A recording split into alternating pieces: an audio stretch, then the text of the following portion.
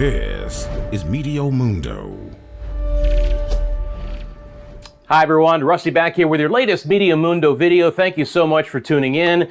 In this video, we're going to be taking a look at the tropics across the Atlantic and the Caribbean and the Gulf of Mexico. We'll look at two areas in the Atlantic, if there's any potential development possibly in the Gulf of Mexico, and then that big broad area of disturbed weather coming off the southeast coast of the United States and the impacts it could bring to the Bahamas. Let's start off though, again, in the eastern Atlantic. We have Tropical Storm Sean. Now look, Sean was actually a depression and then has re-strengthened into a very weak tropical storm here on this Thursday, still moving north and west. But look, the center of circulation's here. You got basically a blow up of thunderstorms on the western side of Sean and then a blow up of thunderstorms on the eastern side of Sean. But Sean is going to be tracking west northwest into the open waters of the south and central Atlantic. And again, it might hold on to tropical storm strength here. You can see on these over the next, let's say, 12 to 24 hours at best, and I mean teetering on going back down to a depression with winds of 40 miles an hour. But eventually Sean, and as I've mentioned all week long, runs into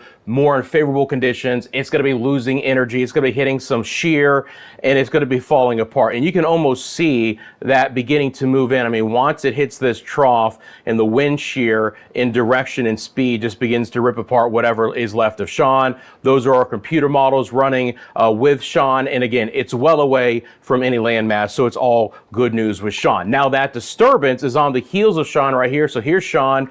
There's our disturbance. It is still very lopsided. The center, if you will, is well west of the actual strongest convection at this point in time.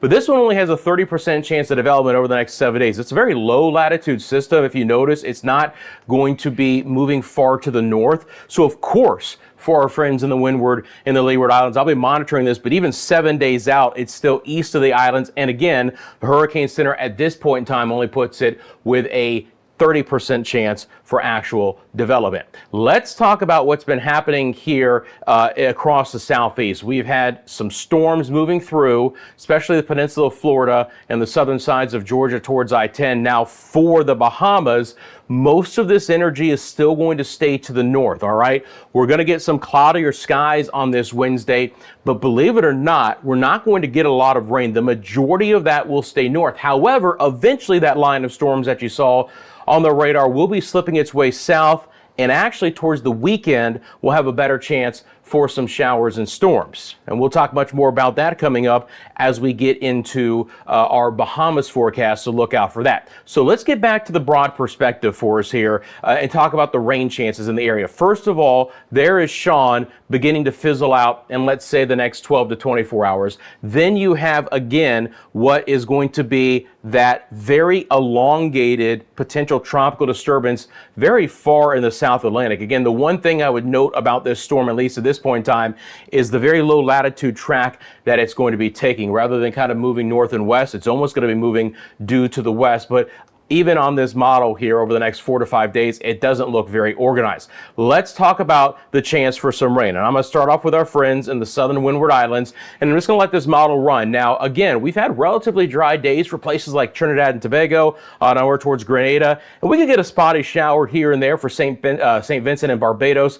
But again, there's nothing organized. There's no tropical waves even coming through the area right now. So you're kind of just looking at localized showers and storms through the remainder of the week and into the early part of the weekend. Dominica, Guadeloupe. Again, I say it a lot, but many dry hours and locations for these islands up towards the Leeward Islands, St. Kitts and Nevis. And again, for Puerto Rico and the U.S. and British Virgin Islands, about the same situation. Again, I have a separate video for the Dominican Republic and Puerto Rico and the Virgin Islands, to look out for that. Let's get down into what's happening for Aruba and Curacao and Bonaire. Again, we could see some moisture coming off of the northern coastline of South America, which could spell some rain for this area, mainly as we get into the weekend. I expect the next couple of days to be dry, but we'll see improving rain chances there. And you will see more moisture beginning to kind of come in overall into the far southwest side of the Caribbean. This is going to start to make it wet through portions of Central America, and it will start to bring more rain into Jamaica and the Cayman Islands.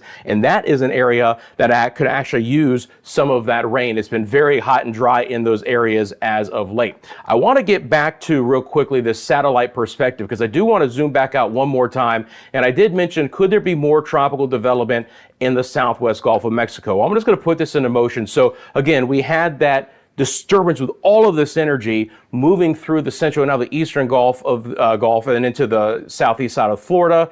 And you can see that there's just a little bit of moisture still coming in. And the reason why is we still have just a ton of tropical moisture sitting on the other side of Mexico and Central America and the far eastern Pacific. And this is beginning to rise up. Now, the Hurricane Center has no area of defined potential development in the southwest Gulf, but we'll continue to see moisture overrunning Mexico and Central America and getting into the western sides of the Caribbean and the southwest Gulf of Mexico. So these would be areas that I'll be watching every day to see how this evolves. Nothing in the short term, but maybe down the road, mid to late next week, those could be a couple of areas of opportunity for us here. And I can actually show you this as well. One other thing I want to show you is I can put on several different products here with this satellite. I want to look at the temperatures real quick as well. So this is going to flip on the temperatures here in just 1 second. And you're going to get a good idea of just how hot it's going to be across the Caribbean as well. So again, temperatures are already climbing up to near 90 degrees. We've got many areas with feels like temperatures at or above 100 in the afternoon hours. That is the other big story for a lot of the Caribbean. The places that I mentioned with not a lot of rainfall, the heat continues here. Even though it's October, we'll see feels like temperatures in many spots 100 degrees or above. Friends, thanks for tuning in. We appreciate you. Again, if you want the videos and the latest forecast for Jamaica, the Dominican Republic, Puerto Rico, and the Bahamas, you can find that on our homepage. Thanks for liking and subscribing right here to Meteo Mundo.